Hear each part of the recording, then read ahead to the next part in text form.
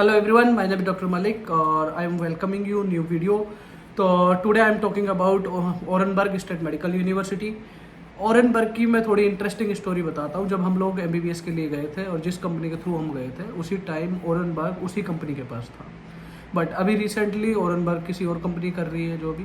तो ओरेनबर्ग जो state medical university है उसमें ये ओनली मेडिकल यूनिवर्सिटी है, इसमें सिर्फ मेडिकल ही पढ़ाया जाता है। और जो ओरेनबर्ग स्टेट है वो जो या सिटी है जो वो लोकेटेड है कजान से अराउंड 700 किलोमीटर के पास में, और वही रूट पे ये पड़ता है। तो यूनिवर्सिटी इंडियंस के लिए जो ओपन हुआ था वो हुआ था 2013 में। जो फर्स्ट बैच इंडियन का गया था वो 2013 में गया था। उसके बाद से तो एवरी ईयर इंडियंस वहाँ पे जा रहे हैं और फुल्ली इंग्लिश मीडियम है, नो डाउट। और यूनिवर्सिटी जब फर्स्ट टाइम ओपन हुआ था 1945 में ओपन हुआ था। और उसके बाद अगर हम लोग बात करते हैं डिस्टेंस की, तो distance Moscow to Orenburg around 1400 kilometre है। बट ट्रैवलिंग आपको कैसे करना है, ट्रैवलिंग या तो आप directly Delhi to Moscow, Moscow से फिर वाया या फ्लाइट के थ्रू जा सकते हैं आप, या आप ट्रेन के थ्रू जा सकते हैं, कोई भी आप ऑप्शन चूज कर सकते हैं।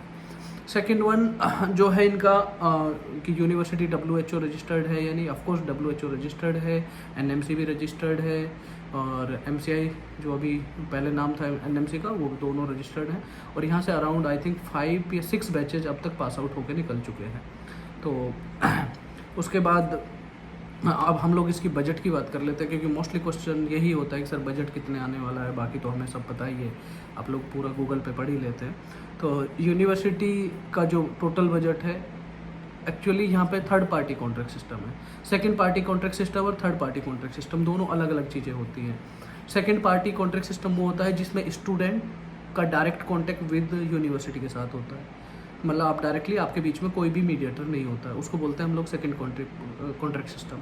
और जो थर्ड पार्टी कॉन्ट्रैक्ट सिस्टम होता है उसमें क्या होता है कि यूनिवर्सिटी बीच में कोई भी एक मीडिएटर और फिर स्टूडेंट, तो मतलब ये थर्ड पार्टी कॉन्ट्रैक्ट सिस्टम है। वहाँ पे थर्ड पार्टी में पहले आप फी पे करोगे अपनी डायरेक्टली किसी अपने मीडिएटर को, मीडिएटर पे करेगा यूनिवर्सिटी को। तो ये होता है थर्ड पार्टी कॉन्ट्रैक्ट सिस्टम। तो यहाँ पे यही है आपको अगर है तो इन्होंने जिस कंपनी अभी वहाँ पे काम कर रही है उन्होंने उसका पैकेज बनाया हुआ है।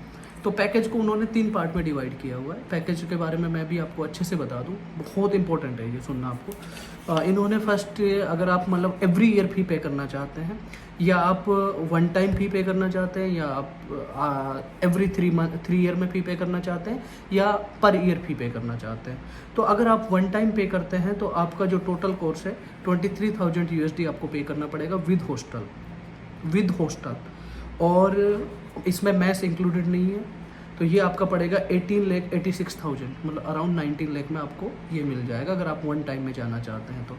और सेमी पैकेज में आप जाना चाहते हैं, अगर मान लो आप एवरी 3 ईयर में अपनी फ़ी पे करना चाहते हैं, तो वो आपका पड़ जाएगा 23,28,000 के आसपास, कि मतलब आप 3 साल का पहले पे कर दीजिए, 3 साल का बाद में पे कर दीजिए। और उसके बाद है पर ईयर। अगर पर ईयर जाते हैं तो आपको 6,000 USD पर ईयर पे करना पड़ेगा, जो कि होता है 36,000 USD। और जो कि अगर हम लोग रूबल्स या रुपीज़ में कैलकुलेट करते हैं तो वो होता है 29 लाख रुपीज़ के आसपास।